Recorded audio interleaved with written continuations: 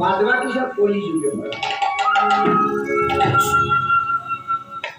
ওমা গল্প শুনুন, শাস্ত্রের কথা, আমি পাঠটি কথা একদম বলবো না। ওমা কলি বললো সে কি প্রভু, ত্রেতা যুগের দুটো কলসি আর দাপর যুগের এই একটা দুটো কলসি, তিনটে ভর্তি হয়ে গেল, আর আমার জন্য আছে 81টা কলসি।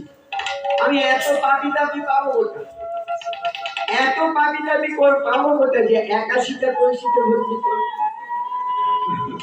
নারায়ণ বলল পাবে পাবে। বলে কোথায় পাবো? তাহলে শোনো একটা কথা বলি, সব জায়গায় পাবে। তাহলে কি করে পাবো? বলছে শোনো, যারা ওই হরিনাম না করে বাড়তি হরিনামের সঙ্গে গন্ডগোল করে তাদেরকে ধরে ধরে কলসি দিতে। অল্প বা বেশি দ্রব্য লয়ে বেশি দ্রব্য লয়, হরিনামে প্রেমে ফোন তার জন্য নয়। অল্প বা বেশি ধন নিয়ে যে বেশি নেয়, অর্থাৎ যে সুদে টাকা খাটায়, যে বন্ধকি কারবার করে, তাদের গলায় যত মালা থাক আর যত তিলক থাক, তুমি এক কাজ করবে, তাদের ধরে ধরে ওই কলসি করতে। আপনারা ভালো করে নিজেরা নিজেদের ভালো করে চারদিকটা লক্ষ্য করুন, শাস্ত্রে যা বলেছে মিলছে কি? বলছে তা নয় বলো, আর কি আছে?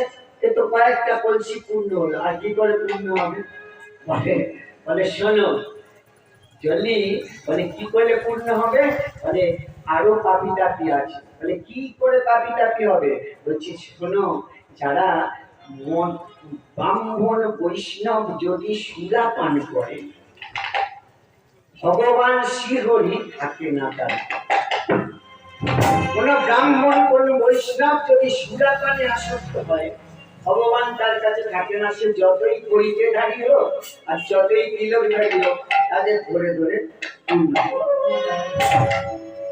বলে এইটা হয়ে গেল। বলে না, আর একটা আছে, পতিতালয়ে যেজন করয়ে গমন, হরিনাম প্রেম ধন না হয় কখন।